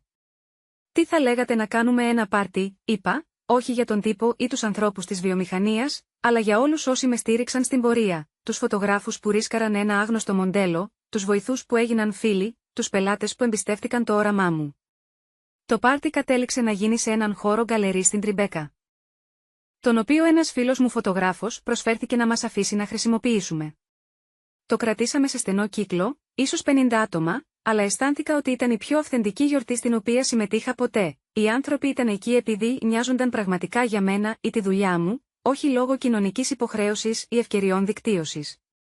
Ο Τζούλιαν εμφανίστηκε, έχοντας έρθει με αυτοκίνητο από το Νιου Τζέρσεϊ, όπου ζούσε με την οικογένειά του. «Έπρεπε να έρθω», είπε όταν εξέφρασα την έκπληξή μου που τον είδα. «Ήθελα να σε συγχαρώ δεόντως και να σου ζητήσω συγγνώμη που δεν είδα ποιος πραγματικά ήσουν όταν ήμασταν νεότεροι. Μιλήσαμε για πολλή ώρα εκείνο το βράδυ για τους ανθρώπους που ήμασταν στο Λύκειο και τους ανθρώπους που είχαμε γίνει. Υπήρχε κάτι θεραπευτικό όταν κάποιος από το παρελθόν μου αναγνώριζε ότι πάντα ήμουν κάτι περισσότερο από τον ρόλο που μου είχε αναθέσει η οικογένειά μου. Ξέρεις», είπε καθώς η βραδιά τελείωνε. «Σκέφτομαι συνέχεια τι θα μπορούσε να ήταν διαφορετικό αν είχα το θάρρος να σε δω πραγματικά τότε. Ήταν ένα γλυκό συναίσθημα, αλλά συνειδητοποίησα ότι δεν ένιωθα καμία λύπη για την πορεία που είχε πάρει η ζωή μου. Αν ο Τζούλιαν με είχε προσέξει στο Λύκειο, αν η οικογένειά μου είχε υποστηρίξει τη δημιουργικότητά μου από την αρχή, ίσως να μην είχα αναπτύξει ποτέ την ανεξαρτησία και τη δύναμη που μου επέτρεψε να χτίσω την καριέρα μου με τους δικούς μου όρους. Νομίζω ότι όλα συνέβησαν ακριβώς όπως έπρεπε», του είπα, λίγες ημέρες μετά το πάρτι. Μου προσφέρθηκε η ευκαιρία να αναλάβω τη δημιουργική διεύθυνση μιας μεγάλης καμπάνιας για μια πολυτελή μάρκα που ειδικευόταν σε αυτό που αποκαλούσε Elevated Basics, απλά, καλοφτιαγμένα κομμάτια που είχαν σχεδιαστεί για να κάνουν τη χρήστη να νιώθει αυτοπεποίθηση χωρίς να χρειάζεται να κάνει λάμψη. Ήταν ακριβώς το είδος του project που ονειρευόμουν.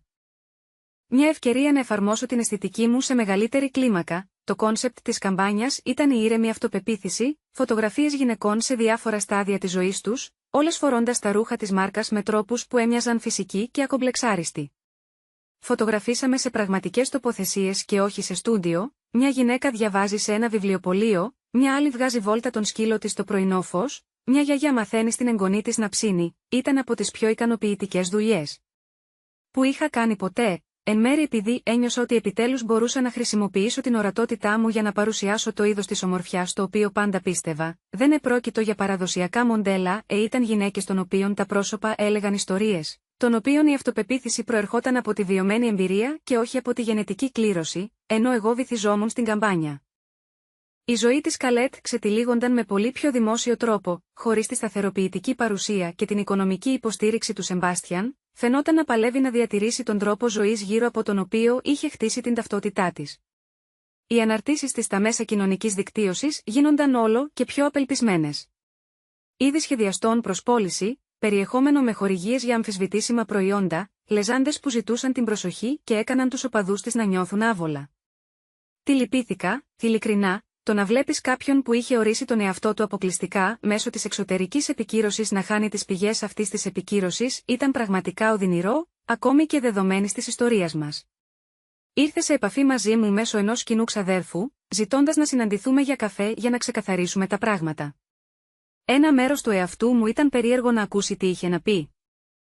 Αλλά ένα μεγαλύτερο μέρος του εαυτού μου αναγνώρισε ότι δεν της χρωστούσα πια τη συναισθηματική μου ενέργεια, αρνήθηκα τη συνάντηση, αλλά έστειλα ένα μήνυμα μέσω της Χόρπαρ. Εύχομαι στην Κολέτ καλή τύχη και ελπίζω να βρει αυτό που ψάχνει, αλλά δεν είμαι διαθέσιμη για συζητήσεις που είναι πιθανό να είναι προσπάθειες να με τραβήξουν πίσω σε παλιά μοτίβα. Ένιωσα παράξενα που έθεσα αυτό το όριο τόσο ξεκάθαρα αλλά και απελευθερωτικά. Για πρώτη φορά στη ζωή μου, έδινα προτεραιότητα στη δική μου συναισθηματική ευημερία έναντι των προσδοκιών της οικογένειάς μου σχετικά με τη συγχώρεση και τη συμφιλίωση. Η καμπάνια Quiet Confidence ξεκίνησε 3 μήνες αργότερα με ευρεία αποδοχή. Τα σύγχρονα περιοδικά επένεσαν την αυθεντικότητά της, οι εκδόσεις marketing ανέλυσαν την αποτελεσματικότητά της και, το σημαντικότερο, οι πωλήσεις της μάρκας αυξήθηκαν σημαντικά, αλλά αυτό που σήμαινε περισσότερο για μένα ήταν τα προσωπικά μηνύματα που έλαβα από γυναίκες που έλεγαν ότι η εκστρατεία της έκανε να νιώσουν ότι τις είδαν. Ένα συγκεκριμένο μήνυμα ηλεκτρονικού ταχυδρομείου μου έμεινε. Είμαι 63 ετών και πέρασα όλη μου τη ζωή νιώθοντας αόρατη. Η καμπάνια σας με έκανε να συνειδητοποιήσω ότι υπάρχει ομορφιά σε αυτό που είμαι τώρα, όχι μόνο σε αυτό που ήμουν κάποτε ή σε αυτό που νομίζω ότι θα έπρεπε να γίνω. Σας ευχαριστώ που δίνετε στις γυναίκες σαν εμένα την άδεια να είναι περήφανες για τον εαυτό μας ακριβώς όπως είναι. Διαβάζοντας αυτό το μήνυμα, κατάλαβα ότι η δουλειά που έκανα είχε εξελιχθεί πέρα από την προσωπική επιτυχία ή το επαγγελματικό επίτευγμα. Είχε γίνει η χρήση της πλατφόρμας μου για να διευρύνω τη συζήτηση σχετικά με το τι σημαίνει να αξίζει να κοιτάξεις, να γιορτάσεις, να δεις. Άρχισαν να με καλούν να μιλήσω σε συνέδρια και πανεπιστήμια για τη δημιουργικότητα, την αυθεντικότητα. Την οικοδόμηση μιας καριέρας με τους δικούς σας όρους. Αυτές οι ομιλίες με τρομοκρατούσαν στην αρχή, η ιδέα να είμαι το επίκεντρο της προσοχής προκαλούσε ακόμα όλα τα παλιά μου ένστικτα να κρύβομαι. Αλλά διαπίστωσα ότι όταν μιλούσα για τη δουλειά που με ενδιέφερε, η αυτοπεποίθηση ερχόταν φυσικά. Σε μια ιδιαίτερα αξιομνημόνευτη εκδήλωση σε μια σχολή σχεδιασμού, ένας φοιτητής με ρώτησε για την αντιμετώπιση των μελών της οικογένειας που δεν υποστηρίζουν τις δημιουργικές φιλοδοξίες σου. Μερικές φορές, είπα, οι άνθρωποι που υποτίθεται ότι μας αγαπούν περισσότερο είναι αυτοί που δυσκολεύονται περισσότερο να αποδεχτούν όταν ξεπερνάμε τους ρόλους που μας έχουν αναθέσει. Αυτό δεν σημαίνει ότι υπάρχει κάτι κακό με την ανάπτυξή σας, σημαίνει απλώς ότι χρειάζονται χρόνο για να προσαρμόσουν την αντίληψή τους για το ποιος είσαι, μετά την ομιλία. Αρκετοί μαθητές με πλησίασαν με τις δικές τους ιστορίες για μέλη της οικογένειάς τους που είχαν απορρίψει τις καλλιτεχνικές τους φιλοδοξίες ή είχαν αμφισβητήσει την απόφασή τους να ακολουθήσουν δημιουργική καριέρα. Βρήκα τον εαυτό μου να γίνεται τυχαία μέντορας σε νέους ανθρώπους που κινούνταν στην ίδια ένταση μεταξύ των οικογενειακών προσδοκιών και της προσωπικής αυθεντικότητας με την οποία πάλευα και εγώ για χρόνια. Η ηρωνία δεν μου διέφυγε ότι πέρασα την παιδική μου ηλικία νιώθοντας αόρατη. Μόνο και μόνο για να χτίσω μια καριέρα που είχε ως βασικό στόχο να κάνω άλλους ανθρώπους να νιώθουν ότι τους βλέπουν. Αλλά ίσως έτσι λειτουργεί η θεραπεία. Μάθαμε να δίνουμε στους άλλους αυτό που χρειαζόμασταν περισσότερο εμείς οι ίδιοι. Ένα χρόνο μετά το δείπνο των αραβώνων που άλλαξε τα πάντα, βρέθηκα να στέκομαι στο άδειο σπίτι όπου είχα μεγαλώσει. Η Βίβιαν είχε τελικά αποφασίσει να πουλήσει το οικογενειακό σπίτι και μου είχε ζητήσει να περάσω για να μαζέψω όμικρον με τόνο. Τι ήθελα να κρατήσω πριν από την πώληση της περιουσίας. Περπατώντας μέσα σε αυτά τα δωμάτια, ένιωσα σαν να ταξιδεύω στο χρόνο. Εδώ ήταν η κουζίνα όπου είχα μάθει να γίνομαι αόρατη στις οικογενειακές συγκεντρώσεις. Εδώ ήταν το σαλόνι όπου η Κολέτ έδινε παραστάσεις για ενήλικες, ενώ εγώ περνούσα στο παρασκήνιο. Εδώ ήταν το παιδικό μου υπνοδωμάτιο, ακόμα βαμμένο με το απαλό κίτρινο που είχε επιλέξει η Βίβιαν επειδή ήταν ουδέτερο. Κατάλληλο για μια κόρη που δεν αναμενόταν να έχει ισχυρή γνώμη για τίποτα. Βρέθηκα στο παλιό γραφείο του μπαμπά, ένα δωμάτιο που είχε παραμείνει σε μεγάλο βαθμό ανέγκυχτο από τον θάνατό του 5 χρόνια νωρίτερα. Τα βιβλία του ήταν ακόμα στα ράφια, η κούπα του καφέ του καθόταν ακόμα. Στο γραφείο, και στη γωνία ήταν κρυμμένος ο φάκελος με τις φωτογραφίες που είχα τραβήξει ως έφηβη, αυτές που είχαν κάνει την Κολέτ να νιώσει άβολα και που η μαμά είχε απορρίψει ως πολύ σοβαρές, κοιτάζοντας αυτές τις εικόνες τώρα. Μπορούσα να δω τους σπόρους όλων όσων είχα γίνει, ακόμα και στα 15 μου, με τραβούσαν οι στιγμές ήσυχης ομορφιάς, το να απαθανατίζω ανθρώπους όταν νόμιζαν ότι κανείς δεν τους παρακολουθούσε, το να βρίσκω το εξαιρετικό στο φαινομενικά συνηθισμένο. Η αισθητική μου δεν είχε αλλάξει, απλά βρήκα τελικά το κουράγιο να την εμπιστευτώ, κάθισα στο γραφείο του μπαμπά και έγραψα ένα γράμμα στο νεότερο εαυτό μου. Αγαπητή 15χρονη Ελ, ξέρω ότι νιώθεις αόρατη αυτή τη στιγμή. Ξέρω ότι νομίζεις ότι αυτό συμβαίνει επειδή κάτι δεν πάει καλά με σένα. Κάτι που σου λείπει ή που είναι σπασμένο και σε κάνει ανάξια προσοχής, σου γράφω για να σου πω ότι κάνεις λάθος γι' αυτό. Η ησυχία σου δεν είναι ελάττωμα. Είναι μια υπερδύναμη. Η ικανότητά σας να παρατηρείτε χωρίς να χρειάζεται να σας παρατηρούν είναι σπάνια και πολύτιμη. Το ένστικτό σας να βρίσκετε την ομορφιά σε απροσδόκητα μέρη θα γίνει το θεμέλιο μιας καριέρας που θα σας προσφέρει περισσότερη ικανοποίηση από όσοι μπορείτε να φανταστείτε. Οι άνθρωποι που σας κάνουν να αισθάνεστε μικροί αυτή τη στιγμή λειτουργούν με βάση τους δικούς τους φόβους και περιορισμούς. Η αδυναμία τους να δουν την αξία σας δεν λέει τίποτα για την πραγματική σας αξία. Εμπιστευτείτε τον εαυτό σας. Εμπιστευτείτε το όραμά σας, εμπιστευτείτε ότι ο κόσμος χρειάζεται ακριβώς αυτό που έχετε να προσφέρετε, ακόμη και αν η οικογένειά σας δεν μπορεί να το δει ακόμη. Μια μέρα, θα μπείτε σε ένα δωμάτιο γεμάτο κόσμο και αντί να συρρικνωθείτε, θα σταθείτε όρθιοι, όχι επειδή έχετε γίνει κάποιος άλλος. Αλλά επειδή έχετε επιτέλους μάθει να είστε πλήρως ο εαυτός σας, ο κόσμος σε περιμένει. Αγάπησε τη γυναίκα που θα γίνεις, δίπλωσα το γράμμα και το έβαλα μέσα στο χαρτοφυλάκιο, έπειτα τα μάζεψα και τα δύο για να τα πάρω μαζί μου στο σπίτι. Καθώς φόρτωνα τις κούτες στο αυτοκίνητό μου, η Χάρπερ εμφανίστηκε στο δρόμο. Είχαμε μείνει τακτικά σε επαφή από το δείπνο των Αραβώνων και είχε γίνει κάτι σαν την αδελφή που πάντα ήθελα. Κάποια που με έβλεπε καθαρά και γιόρταζε τις επιτυχίες μου χωρίς να νιώθει ότι απειλείται από αυτές. «Παίρνεις τα καλά πράγματα?» με ρώτησε, βοηθώντας με να σηκώσω ένα ιδιαίτερα βαρύ κουτί. «Μόνο μερικές φωτογραφίες και τα βιβλία του μπαμπά», είπα. «Δεν χρειάζομαι πολλά πια από αυτό το μέρος». «Πώς αισθάνεσαι για όλα αυτά?» Έκανε μια χειρονομία προς το σπίτι, το τέλος μιας εποχής και όλα αυτά. Σκέφτηκα σοβαρά τις ερωτήσεις της, πριν από ένα χρόνο. Η σκέψη ότι το πατρικό μου σπίτι θα πουλιόταν θα μου φαινόταν σαν να έχανα την τελευταία σύνδεση με μια εκδοχή της οικογένειάς μου που δεν υπήρξε ποτέ. Τώρα, μου φαινόταν περισσότερο σαν να έκλεινα ένα κεφάλαιο που είχε ήδη τελειώσει. «Ειρηνικό», είπα τελικά. «Το νιώθω σωστό». Πήγαμε μαζί στο πάρτι Αραβώνων της Νόβα. Θα παντρευόταν τη σύντροφό της Κάρμεν σε μια τελετή που θα ήταν όμικρον με τόνο, τι πρέπει να είναι ένας γάμος, χαρούμενος, αυθεντικός, εορταστικός για αυτό που πραγματικά ήταν και όχι για αυτό που νόμιζαν ότι θα έπρεπε να είναι. Είχα την τιμή να είμαι η κουμπάρα της Νόβα και δούλευα τον λόγο μου για εβδομάδες. Το πάρτι έγινε στον πίσω κήπο ενός εστιατορίου στο Park Slope, με φωτιστικά και αγριολούλουδα και το είδος της αβίαστης κομψότητας που προέκυπτε από την εστίαση στη χαρά και όχι στην τελειότητα, καθώς σηκώθηκα για να κάνω την πρόπωσή μου, κοιτάζοντας τα πρόσωπα των ανθρώπων που είχαν υποστηρίξει τη σχέση της Νόβα και της Κόρμαν από την αρχή. Ένιωσα συγκλονισμένη από ευγνωμοσύνη για την εκλεκτή οικογένεια που είχα δημιουργήσει. «Νόβα», άρχισα, «μου έμαθες κάτι σημαντικό όταν γίναμε για πρώτη φορά φίλες. Μου έδειξες ότι η αγάπη δεν είναι να κάνεις τον εαυτό σου μικρότερο, ώστε κάποιος άλλος να νιώθει μεγαλύτερος, έχει να κάνει με το να γιορτάζεις την ανάπτυξη του άλλου, να υποστηρίζεις τα όνειρα του άλλου και να δημιουργείς χώρο για τον άλλον να είναι πλήρως, αυθεντικά ο εαυτός σου». Έκανα μια παύση, κοιτάζοντας το λαμπερό πρόσωπο της Νόβα, και μετά συνέχισα. «Μου έδειξες πως μοιάζει η αληθινή αγάπη, το είδος που σε βλέπει καθαρά και σε επιλέγει ούτως ή άλλως, το είδος που σε κάνει πιο γενναίο, πιο ευγενικό και πιο πολύ τον εαυτό σου από μικρον με τόνο, τι πίστευες ποτέ. Κάρμεν, σε ευχαριστώ που αγαπάς την καλύτερη μου φίλη με το είδος της άγριας αφοσίωσης που της αξίζει.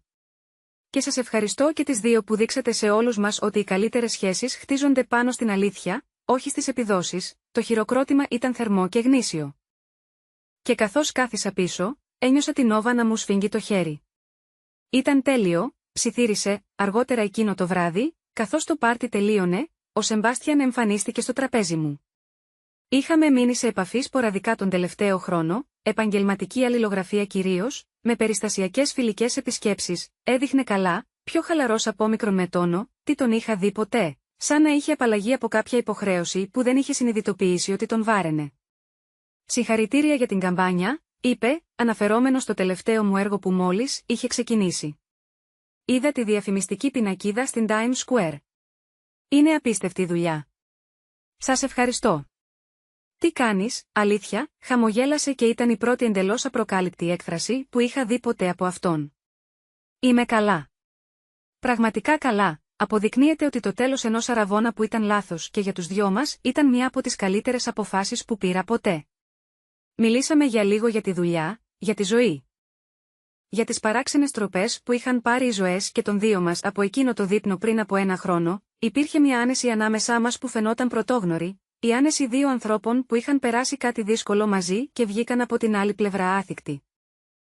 Είπε καθώς η βραδιά τελείωνε, θέλω να ξέρεις ότι η συνάντησή μας, βλέποντας πως χειρίστηκες όλα όσα συνέβησαν, άλλαξε κάτι θεμελιώδες στον τρόπο που σκέφτομαι για την αυθεντικότητα και το θάρρος. Σε ευχαριστώ γι' αυτό, ένιωσα μια ζεστή λάμψη στα λόγια του, αλλά και μια σαφήνεια για το τι ήταν και τι δεν ήταν αυτή η σχέση. Ο Σεμπάστιαν ήταν ένας καλός άνθρωπος που είχε μάθει σημαντικά μαθήματα για τον εαυτό του μέσα από την παράξενη διασταύρωσή μας, αλλά δεν τον χρειαζόμουν για να ολοκληρώσει την ιστορία μου ή να επικυρώσει την αξία μου. Είχα μάθει να το κάνω αυτό για τον εαυτό μου. Λίγες εβδομάδες αργότερα, έλαβα ένα απροσδόκητο μήνυμα από την Καλέτ, όχι μέσω μεσαζόντων αυτή τη φορά, αλλά απευθείας. Ένα απλό κείμενο που έγραφε: είδα τη συνέντευξή σου στο Eighth Bazaar. Είμαι περήφανη για σένα, κοίταξα το μήνυμα για πολλή ώρα, προσπαθώντας να αποφασίσω πώς να απαντήσω. Η συνέντευξη στην οποία αναφερόταν αφορούσε το ξεπέρασμα των οικογενειακών δυναμικών που περιορίζουν τις δυνατότητές σου. Και ήμουν ειλικρινής για τη σχέση μας χωρίς να πληγώνω σκόπιμα. Μίλησα για τη σημασία του να θέτεις όρια με ανθρώπους που δεν μπορούσαν να γιορτάσουν την επιτυχία σου, για το να μάθεις να επικυρώνεις τον εαυτό σου όταν η εξωτερική επικύρωση παρακρατείται. Στο τέλος, έγραψα πίσω: σας ευχαριστώ. Ελπίζω να είσαι καλά. Δεν ήταν συγχώρεση, ακριβώς, και δεν ήταν πρόσκληση να ξαναχτίσουμε τη σχέση μας. Ήταν όμως αναγνώριση του μηνύματός της κοινής ιστορίας που δεν μπορούσαμε να αλλάξουμε, της δυνατότητας ότι οι άνθρωποι μπορούν να αναπτυχθούν και να αλλάξουν αν το επιλέξουν. Δεν έλαβα ποτέ απάντηση από εκείνη, και αυτό ήταν επίσης εντάξει, τον επόμενο μήνα. Με κάλεσαν να δώσω μια κεντρική ομιλία σε ένα συνέδριο για τις γυναίκες στις δημιουργικές βιομηχανίες, στεκόμενοι σε εκείνη τη σκηνή, κοιτάζοντας ένα ακροατήριο εκατοντάδων γυναικών που έχτιζαν τη δική τους καριέρα και έδιναν τις δικές τους μάχες για αναγνώριση. Ένιωσα όλο το βάρος του πόσο μακριά είχα ταξιδέψει από εκείνο το αόρατο κορίτσι στα οικογενειακά δείπνα. Δεν χρειάζεστε άδεια για να καταλαμβάνετε χώρο, τους είπα. Δεν χρειάζεστε την επικύρωση κανενός άλλου για να ξέρετε ότι η φωνή σας έχει σημασία, ότι το όραμά σας έχει αξία, ότι η προοπτική σας αξίζει να ακουστεί. Ο κόσμος περιμένει αυτό που μόνο εσείς μπορείτε να προσφέρετε, αλλά πρέπει να είστε αρκετά γενναίοι για να το προσφέρετε. Μετά την ομιλία, μια νεαρή γυναίκα με πλησίασε με δάκρυα στα μάτια. Κρύβω τη φωτογραφία μου εδώ και 3 χρόνια επειδή η οικογένειά μου λέει ότι δεν είναι πραγματική καριέρα, είπε.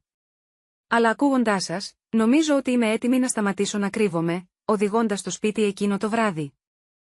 Σκέφτηκα το κορίτσι που ήμουν στην ηλικία της, τόσο σίγουρη ότι η ορατότητα ήταν ασφαλέστερη από την ορατότητα, τόσο πεπισμένη ότι το να μείνω μικρή ήταν ο μόνος τρόπος για να αποφύγω την απογοήτευση.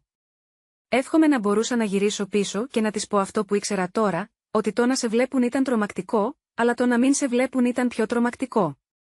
Ότι η επιβεβαίωση από ανθρώπους που δεν σε γνώριζαν πραγματικά ήταν άχρηστη σε σύγκριση με τη βαθιά ικανοποίησή του να σε γνωρίζουν πραγματικά. Και να σε εκτιμούν για αυτό που πραγματικά ήσουν. Σταμάτησα στο δρόμο μου και κάθισα στο αυτοκίνητο για μια στιγμή, κοιτάζοντας τα παράθυρα του σπιτιού που είχα χτίσει με την Νόβα, σκεπτόμενη τη ζωή που είχα δημιουργήσει αποκλειστικά με τους δικούς μου όρους. Αύριο θα ξυπνούσα και θα συνέχιζα τη δουλειά που αγαπούσα. Περιτριγυρισμένη από ανθρώπους που έβλεπαν και γιόρταζαν τον πραγματικό μου εαυτό. Θα χρησιμοποιούσα τη φωνή μου για να βάλω στην πλατφόρμα άλλους ανθρώπους που αξίζουν να τους δουν. Θα συνέχιζα να γίνομαι όλο και περισσότερο ο εαυτός μου κάθε μέρα που περνούσε, στεκόμενη μπροστά στον καθρέφτη του μπάνιου μου εκείνο το βράδυ. Αφαιρώντας το μακιγιάζ που είχα φορέσει για το συνέδριο, κοίταξα το πρόσωπό μου, το πρόσωπο που είχε εμφανιστεί σε διαφημιστικές πινακίδες και εξώφυλλα περιοδικών, αλλά κυρίως το πρόσωπο που ανήκε σε μια γυναίκα που είχε μάθει να εκτιμά σωστά τον εαυτό της. Είσαι πάντα αρκετή, είπα στο είδωλό μου και για πρώτη φορά στη ζωή μου το πίστεψα απόλυτα. Τι θα ανακαλύπτατε για τον εαυτό σας αν σταματούσατε να πιστεύετε τις ιστορίες των άλλων ανθρώπων για το ποια υποτίθεται ότι πρέπει να είστε? Κάντε like και εγγραφείτε για περισσότερες ιστορίες σχετικά με την έβρεση της φωνής σας όταν ο κόσμος προσπαθεί να τη φημώσει.